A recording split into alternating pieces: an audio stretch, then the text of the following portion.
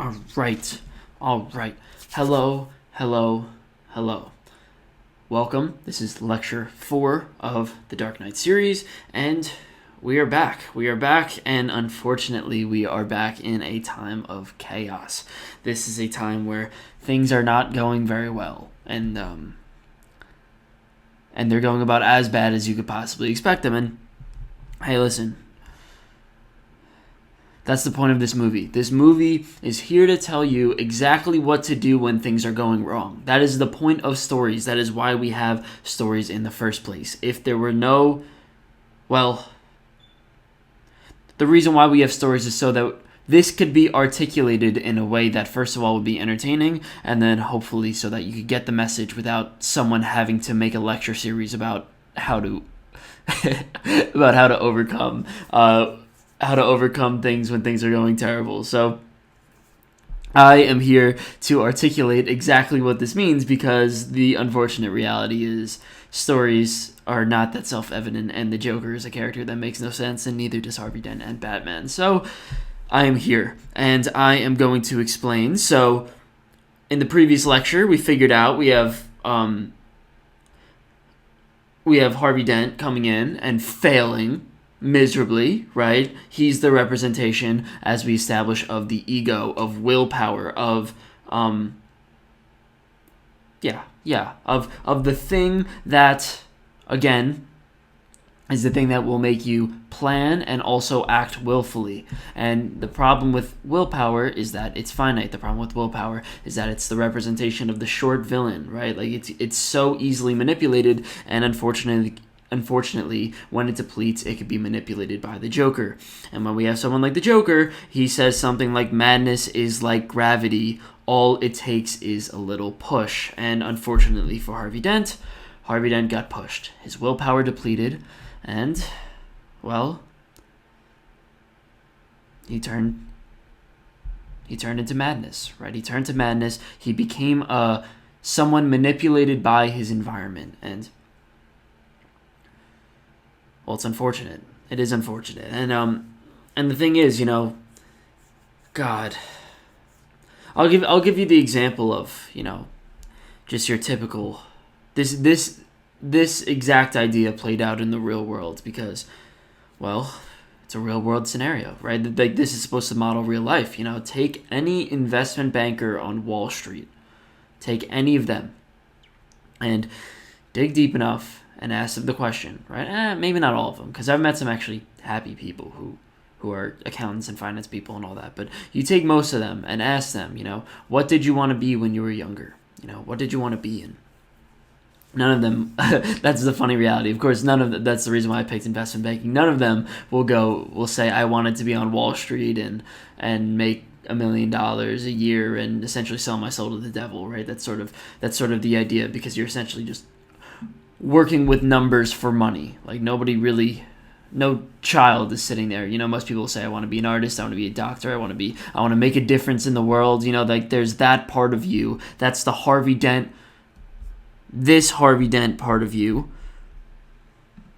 With this little smirk on his face, wanting to make a big difference on the world, wanting to really, be a hero, all of these things. And, well, you take someone on in the investment banking track, and I've dealt with many of them, and of course, all of them say, first of all, they say, I understand that I'm not that happy here, because it's very, very difficult to be happy there. But then again, I've met some people who have been, and they say, one day I'm going to be a CEO, CFO, big businessman, sort of like a Jeff Bezos or like a Elon Musk type, a highly successful businessman, because, well, hopefully someday in the future I will be successful. I won't have to go through this anymore. And you could say, in that moment when they're suffering like that, they're sitting there as Two-Face, right? They're sitting there as Two-Face, faced with this societal pressure of, do I want to do the thing that I actually want to do, or am I going to follow? In this case, it's going to be something like culture and the monetary financial systems that we have established in society, right? And those two definitely tie together, and that is the representation of the Joker, right? For them, right? That's the representation of the thing that kills their dreams, would be the Joker, and that would be obviously culture and the financial systems. And now they're left with that question of, okay, what do I do about that? What do I choose the thing that I actually want to do, or do I choose the thing that I don't want to do and will make me miserable? And I'm sure you understand the plight of these people, which I've seen firsthand. It's very, very unpleasant. And they face the dragon. At some point in their lives, they face the dragon. Do I want to do what I want to do, or do I want to fall prey to the Joker, fall prey to my environment? And then they become two-faced. They become manipulated by their environment and therefore lose their own individuality. That's a good way of looking at it. They lose their sense of self, because when you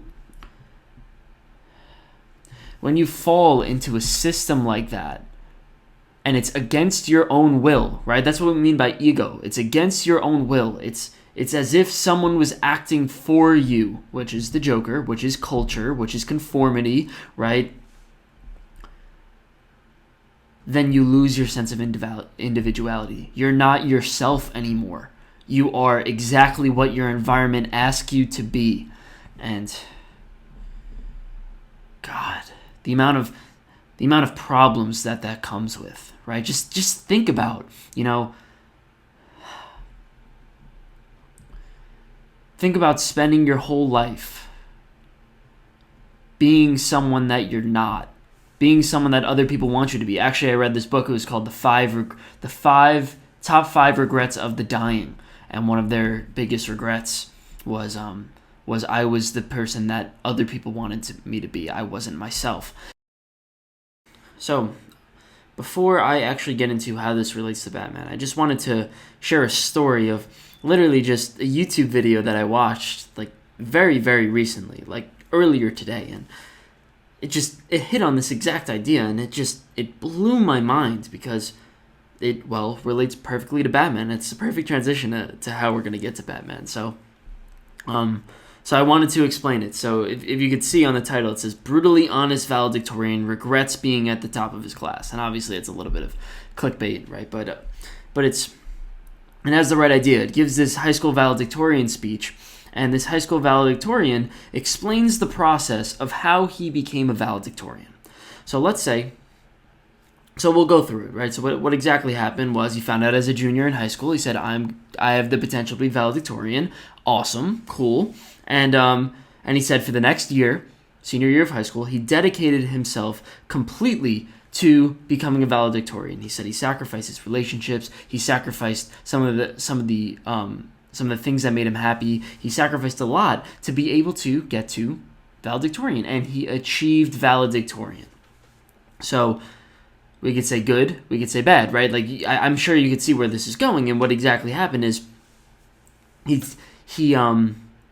said he received the notice that he was valedictorian, and for the first 15 seconds, it felt absolutely wonderful. It felt incredible, and God, I mean, of course it did, right? You go to achieve a goal, and you achieve it. It's like, how amazing does that feel? Now, the only problem is, and here's the question that he asked himself, he goes, why did it feel so bad on the 16th second? Why is it that once I went and achieved this, then it really didn't matter? I didn't feel anything. I just felt like the goal's done, and now it's really over. And he came to this conclusion. He came to this amazing conclusion that, I sacrificed something along the way, and I sacrificed something that was too important. And in his case, he said relationships, but really, that's just a little fraction of the idea of individuality, right? He said he sacrificed essentially his individuality, the things that made him him. What he became in that moment was a product of the school system, right? That's a good way of looking at it. He became the school system. He wasn't himself anymore. He was just another student in the school system. And he said he regrets it, right? He says he regrets it. And he essentially gave the same pitch as me. He's like, for a year, I realized that I essentially lost myself. I wasn't the person that I was. I was essentially just motivated by external desires. I was motivated by someone else. And, aren't we all in school, right? Aren't we all motivated by the A? Aren't we all motivated by the grade instead of the learning itself and how much it develops our individual self? But anyways, he says, imagine if I had this realization when I was 50, and I realized that I've been losing myself for the last 30 years instead of losing myself for the last one. So the fact that I came to this realization is really incredible, he said. And man, like that really hit. And what he's really saying is, I have a vision of who I am, right? Because this is exactly what it means, and this is what I mean when I talk about a midlife crisis. I have a vision of who I am. Right now, as a high school student who just graduated, I could be anything, right? I really could, right? You really could essentially be whoever you want, choose whatever you want to do, and really the question is, who do you want to be, and how are you going to act that out? So he says, I have the option to be whoever I want to be, and therefore, I have a sense of my individual self. I know who I am. But I imagine that 30 years, right? So what he's really talking about there is, there's this archetype that I explained in Batman Begins. It's the archetype of the child hero, right? The thing about the child hero, and okay, yeah, so I'll explain. So the thing about the child hero is that we always have this little inner child that exists within us. This is something that Jung talked about a lot. He said, we have this little inner child within us who's always wanting us to go and achieve new things and look at the world from a new perspective and go on these heroes' journeys. Because the thing about them is that every time you go and do something like that, every time you establish a goal, or maybe a goal that is tailored to your individual self, then every time you do that, you learn more about yourself and you get to discover things. And I mean, that's exactly what happens when you look at actual children. The thing about children is they're always trying to explore. They have a fresh view on the world. They're completely naive, but they're completely new. And the thing is, they completely get to look at the world from a new perspective. There was actually an experiment that a few researchers did that really caught my attention. They gave a staple, just a little staple, to a child, and they gave the same staple, obviously, to an adult, and they said, find how many uses you could have for this staple. And for the adult, they found around 12. There was about a dozen uses that they could find for the staple. For the child, they found over 100 on average. Over 100. And that's the thing. That's the amazing part about children, is children get to look at the world in a completely new perspective, and also they haven't been tampered by their environment yet. You think about a child and they act completely on impulse. Every single thing that they do is impulsive. And you ask the question, is that a bad thing? Partially, right? Because obviously by the time that you get older, you're going to have to lose that part of yourself. But the thing is, every time they act on impulse towards their individual will. They are, we could say, 100% themselves. And what Jung argues in the archetype of the child hero is that we should never lose the child within ourselves. We should never lose this aspect of ourselves, the part of us that wants to go and achieve new things, looks at the world from a new perspective, and is willing to be brave enough to face it, and be willing to be brave enough to face the unknown, because that's exactly how children are wired. Because, of course, they don't know anything yet.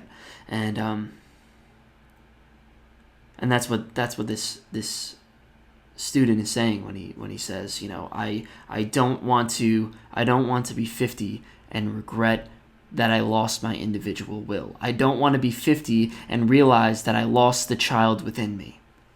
That's the archetype, and I'll show you exactly how this plays out in The Dark Knight, and it is done beautifully. Like this, when I saw the archetype play out in this movie, I just, man, like Christopher Nolan, I am, Christopher Nolan is now my favorite director because he's just done an absolutely incredible job with this movie, and I think we all understand that. So you have someone like Two-Face, and what Two-Face does is he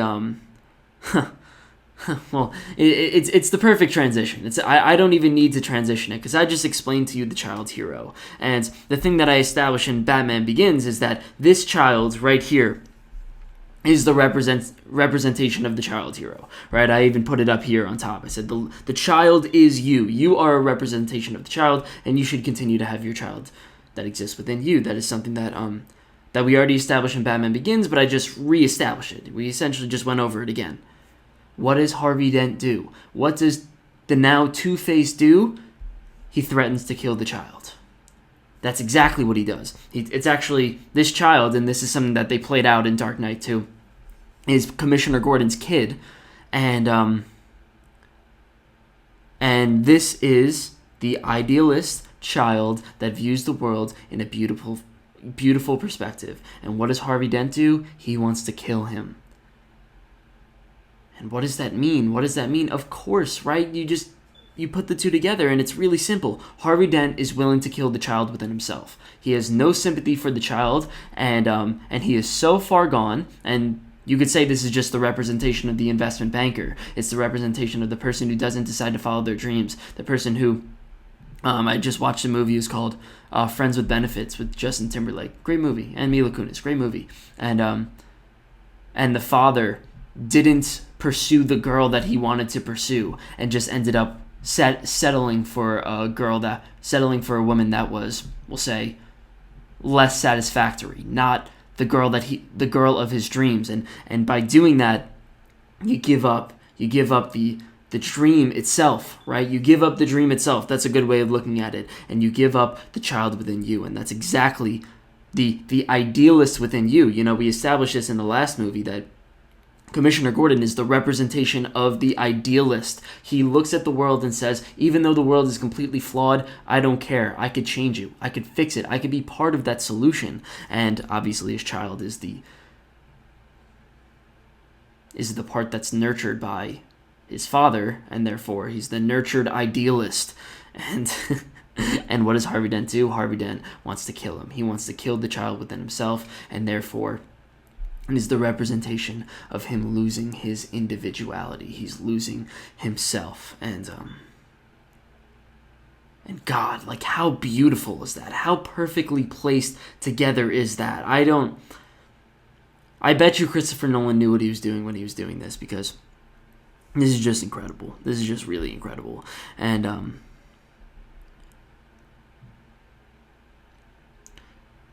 so then what happens, right? What happens? You have this little interplay, right, where Harvey Dent says there is no escape from this, right? He says, I am completely bound to the fact that I'm suffering, and I don't know how to deal with this suffering. And and that's the perfect ending to his character, right? That's the perfect understanding of really who he is, because he had that quote, and you got to bring it back to the quote. You either die a hero, or you live long enough to see yourself become a villain. And what does he mean by that, right? Like, now we could understand what he means by that by tracking exactly what he became. Exactly what he's saying is, my willpower was finite.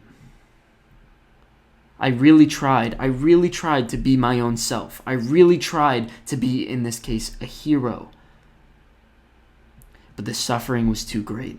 The pain was too great. It was too much for me to handle. I wasn't able to do it.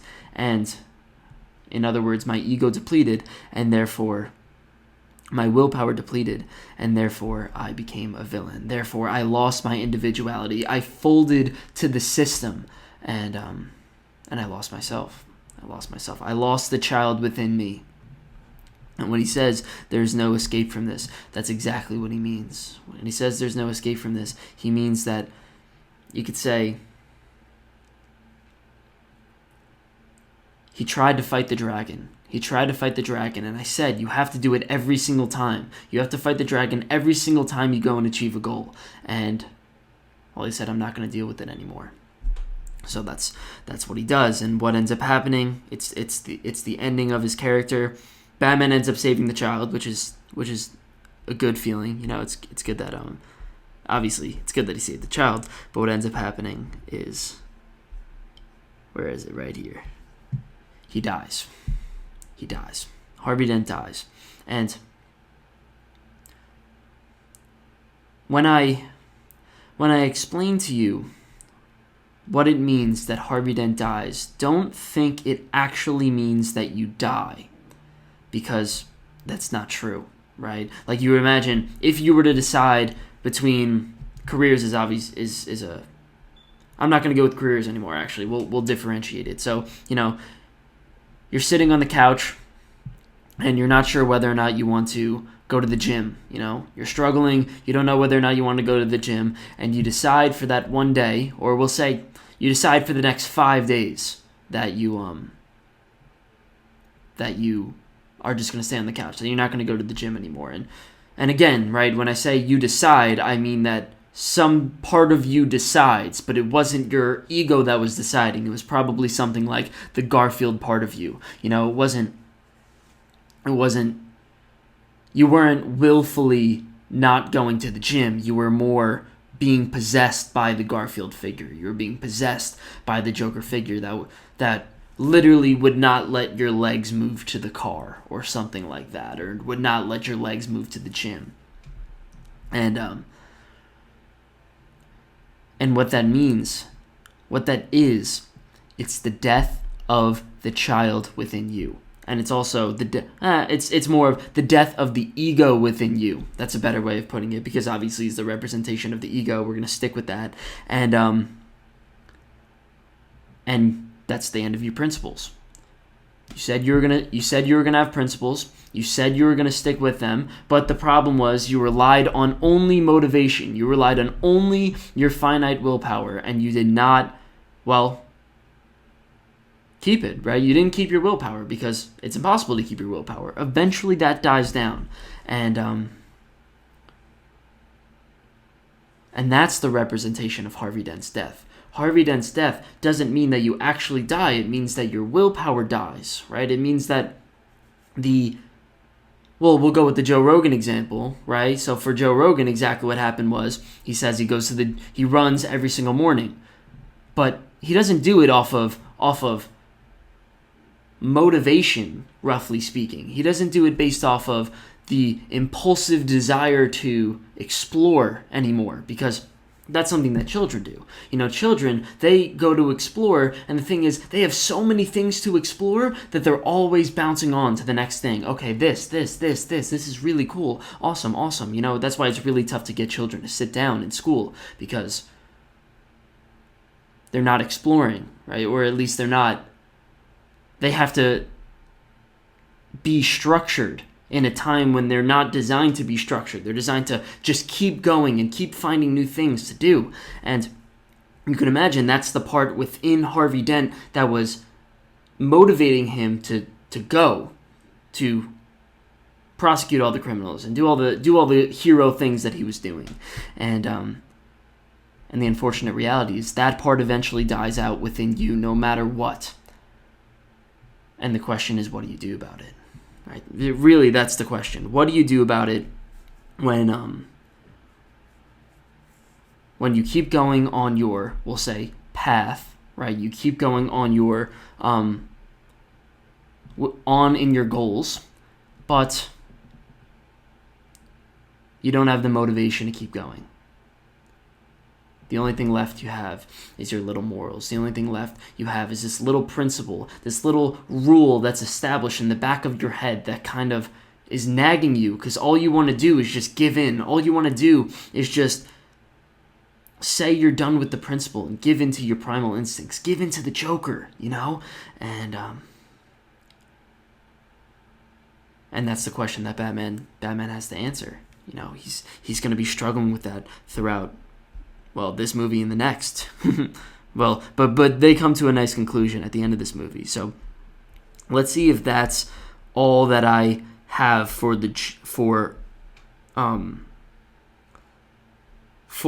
Two-Face and Harvey Dent, because I think that's a good understanding. And okay, there's only one thing that I have left, and this is the comparison to the movie Dead Poet Society. If you've ever seen Dead Poet Society, first of all, I recommend that you watch Dead Poet Society, because it's an incredible movie. And what happens at the end, I'm going to spoil it. But what happens at the end is the main character, who's the hero in this case, ends up killing himself, and by suicide. And it's because he was dealing with this pressure, right? In this case, it was the pressure of conformity. His dad really wanted him to be, I think it was a lawyer, something like that, something that he really didn't want to do, and he really wanted to be an actor. That's like the traditional, archetype. I want to be an artist, but my dad wants me to be a lawyer. They really hit on that traditional archetype, and what ends up happening is he kills himself. And it doesn't mean he actually kills himself. It means that he gives up on his dreams. The child within him dies, and in that case, he becomes a lawyer, right? If we're going to go with the actual scenario, he actually becomes a lawyer, and then he actually goes through the 30 years of becoming a lawyer, and then he actually goes at the end of 30 years and realizes, wait a second, I am not happy because I gave up on my dreams and I lost my individuality. That is the representation of Harvey Dent's death. The representation is he gives up himself. He loses himself. When he dies, his individuality is the thing that dies. And you could say that, well, now he's just the system. The only thing that's left in him is the system. And that idea was perfectly explored in Star Wars. In Star Wars, that's exactly what happens. Anakin Skywalker is the hero. He's the guy who's supposed to bring balance to the Force, and he becomes Darth Vader, right? And the question is, why does he become Darth Vader? Or what is the result of him becoming Darth Vader? He puts on a mask. And there was a quote in there where Obi-Wan says, he's more machine than man now. Because really, he's just a machine that's operating within the system. He's just a machine that is a tool for the system. He's not a man. He's not his own person. And that's why throughout the entire Star Wars universe, they say that Anakin Skywalker has died and Darth Vader was born. It's not like Anakin is within Darth Vader's, we'll say, uniform. It's because the child Anakin has died, and we could say his individuality has died because he puts on a mask and he's just part of the system now. Harvey Dent, same thing, right? Harvey Dent, same thing, right? Loses his child, loses Harvey Dent. Harvey Dent dies, and therefore he loses his individuality and he becomes a product of the system. That's all he is now. And, that is the end of Harvey Dent. So,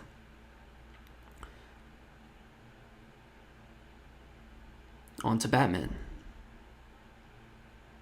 It's a sad ending, right? It hurts to hear all this stuff, but it hurts to say all this stuff, I'll tell you that much. But now we're going to move on to Batman, and Batman's going to be sort of the small hope that comes out of this. He's going to be the small hope that we could sort of experience as we go through the end of this movie.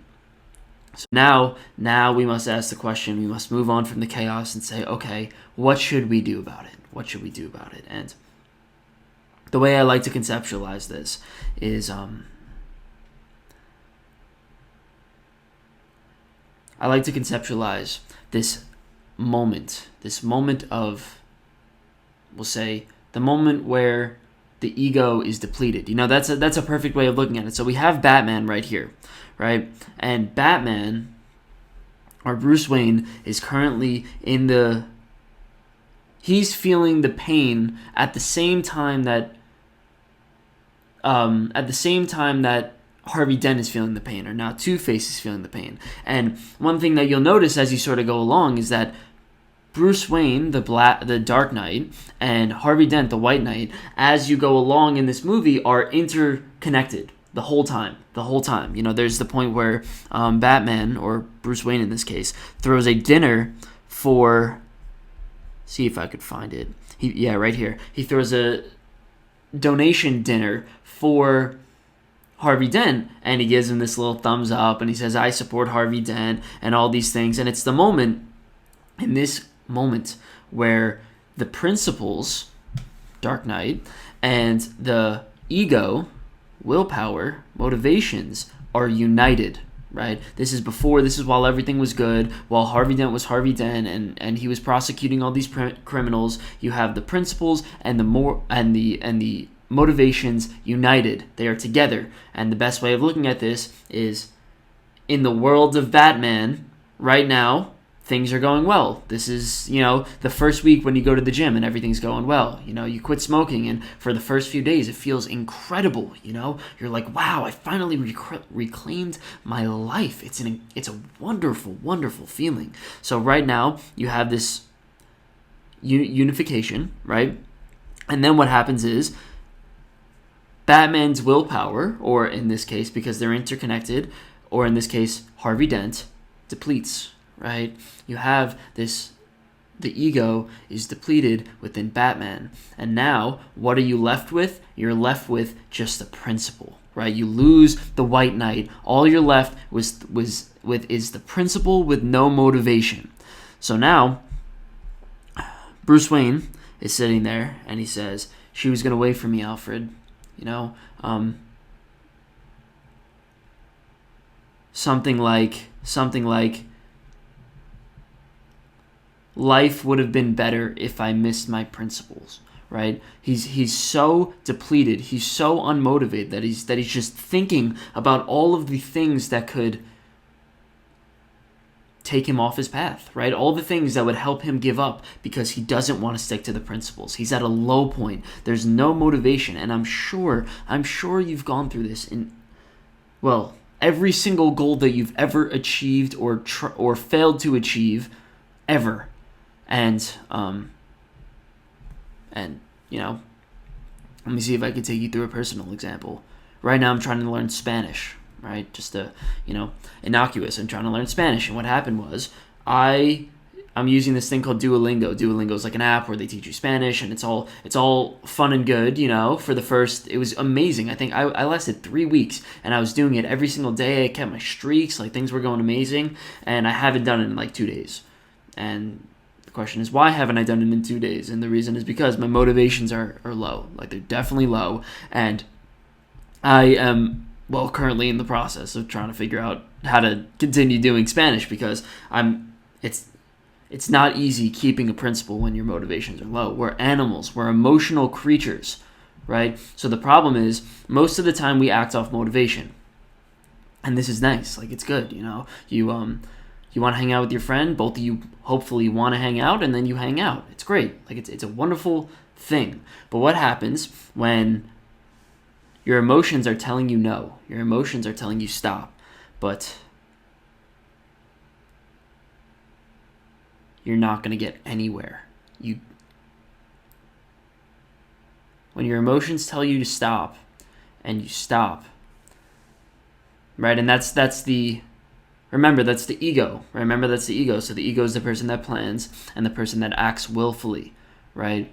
And, well, the problem is, what happens when, imagine willfully, right? This idea of willfully is 5% of your motivations, right? Maybe you will say that sticking to your principles, sticking to your morals is like 5% of what actually results in your action, which actually influences your behavior. And then 95% of it is your emotions, because most of the time, we act on emotions, And the thing is, which one are you going to choose? When your 95% is going good and it's working with you, and you're saying, oh, this is liberating, I get to go to the gym, I get to stop smoking, all these things are going really well, Spanish, oh yeah, Spanish, awesome, great, But what happens when the 95% turns against you, and you're left with this little sliver, and that's these little bosses here, right? You're left with these little sliver of in this case they're the negatives, but you could just flip it to the positive. You have this little sliver of goodness left in you, and it's like, which one do you go with? And that's why most people fail, right? That's really why most people fail. But of course, okay, so we got that, right? We got that. He's ready to give in, and because his ego has given up, all he has left is his principles. All he has left is his morals. And so the question is now, and this is the thing that we are left with. What do you do? What do you do, right? When you're sitting there, you made your New Year's resolution. The average New Year's resolution ends on January 12th. We fail by January 12th. 92% about. So overwhelmingly fail. And, it's unfortunate. It's unfortunate, but you're 2 weeks in and you're struggling. The question is, what do you do? So the conscience, right? Alfred said endure. But it's a little bit more than that, So I like to draw a lot of parallels between the different movies, and here's a little parallel, and here's something that I really, really liked. So this is a great quote, and this is a quote that I'm sure you've heard of, and it's the same exact idea, but I like this one better. It says, this is from Rocky 4, I think. So he says, you, me, or nobody is going to hit as hard as life. This is Rocky. But it ain't about how hard you hit. It's about how hard you can get hit and keep moving forward. How much you can take and keep moving forward. That's how winning is done. And what is he saying there? He's saying that when you're getting hit by life, aka the Joker, when you are struggling, when you're in this moment of complete,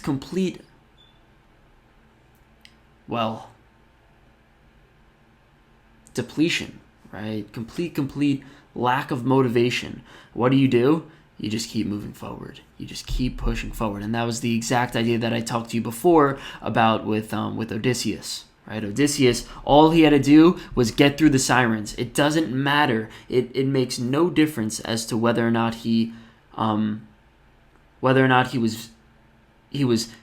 flourishing. It was all about whether or not he could make it through this difficult time and just keep going through the ocean, keep going on his journey. That's exactly what Batman's got to do, and that's exactly what endure means.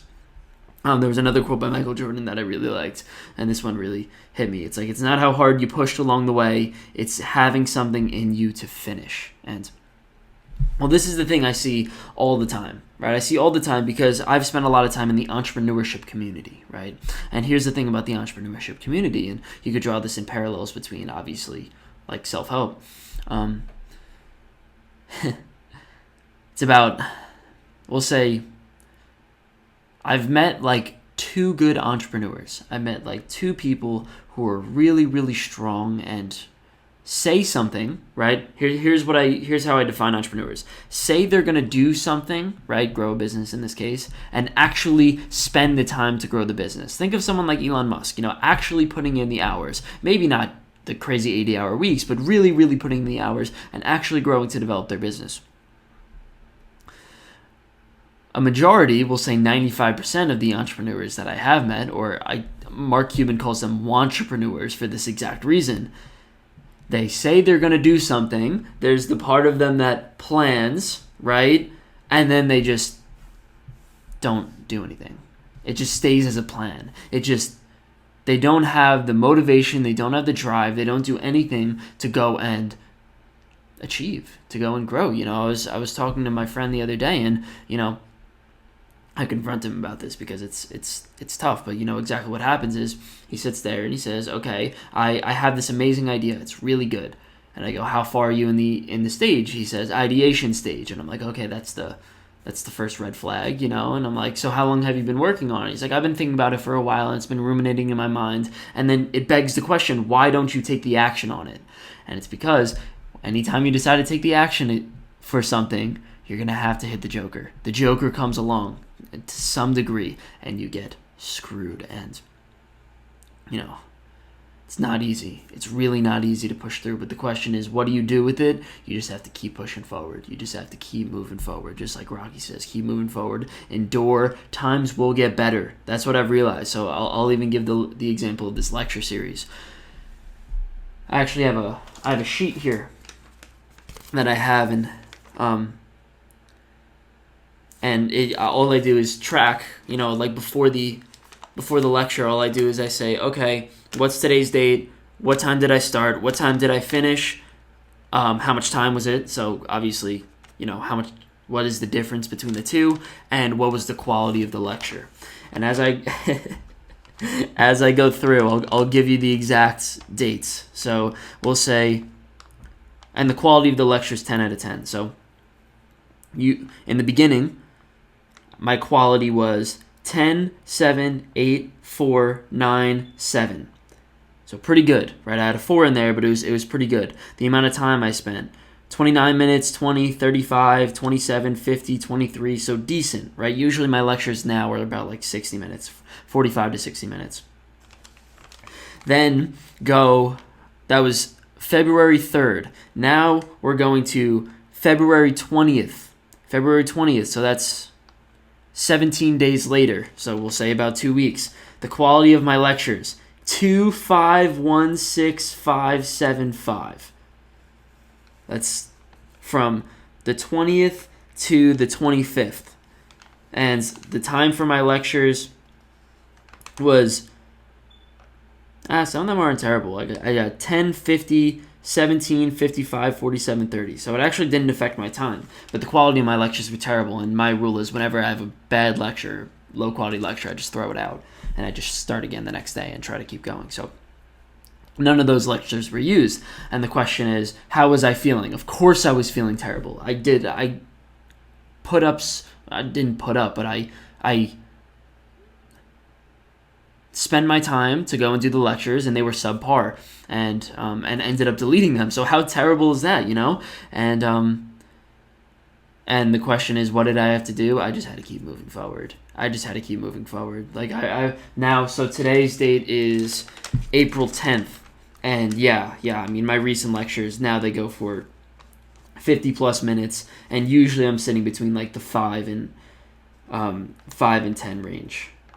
My last few lectures have been like 7, 8, 9, something like that. So the whole thing is, it's like, what do? It's like, you just got to deal with it for now. And then you got to keep moving forward.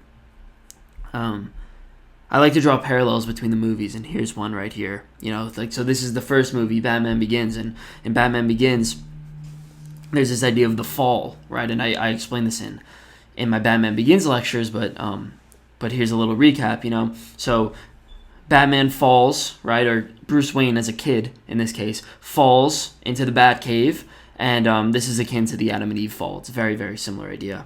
And Bruce Wayne's father comes along and he says, why do we fall, Bruce? So we can learn to pick ourselves back up. And that's the exact idea. So eventually Alfred says the same thing. Why do we fall, sir? So we can learn to pick ourselves back up. And that's a very similar idea to endure, right? It's like, why do we struggle? Why do we struggle? So that we could overcome the struggle and achieve. It's the exact, not the exact same idea, but it's a similar archetype. It's like, what do you do when things are going tough? You stick it through. You just stick it through, right? They're not saying, why do we fall, sir, so we could pick back up, right? He's not saying, why do we fall, sir, so we can run. He's not saying, why do we fall, sir, so we could, go to the moon, like the Disney idea, like when you wish upon a star. It's like, no, all you got to do is just pick yourself back up. That's it.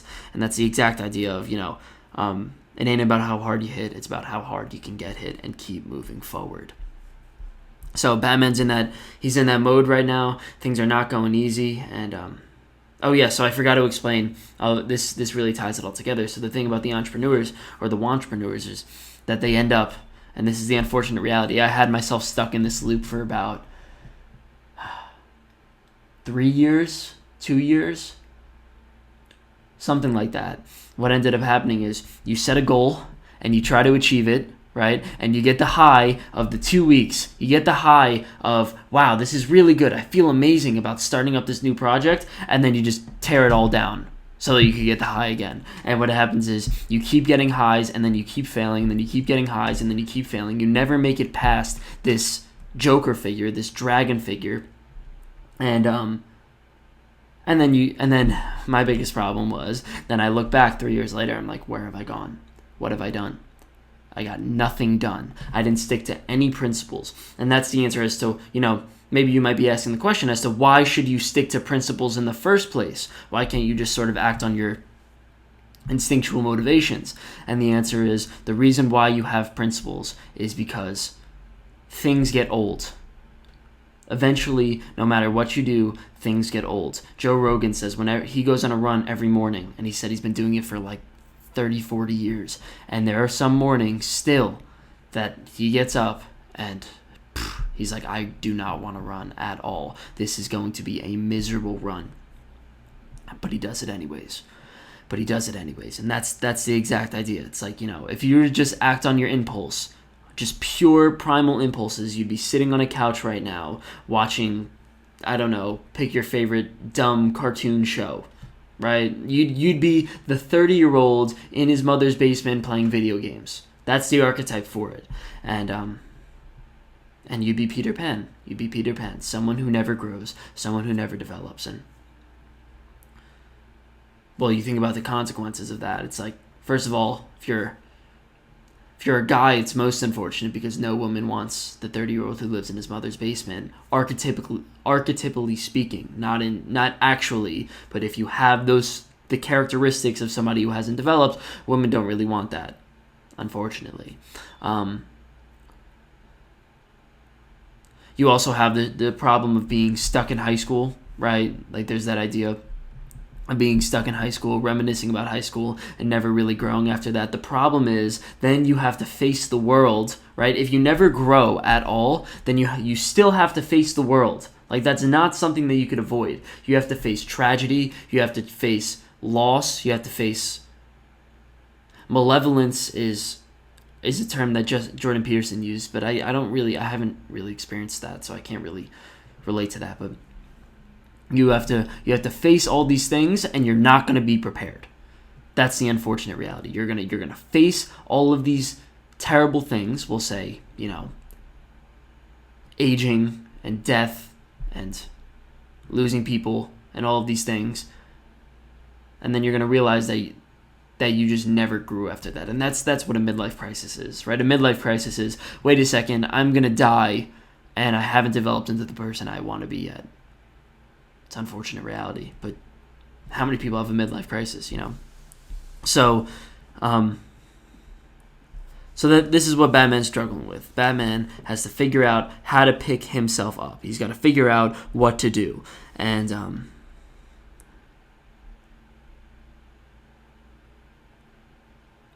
I think we'll leave it at that for now.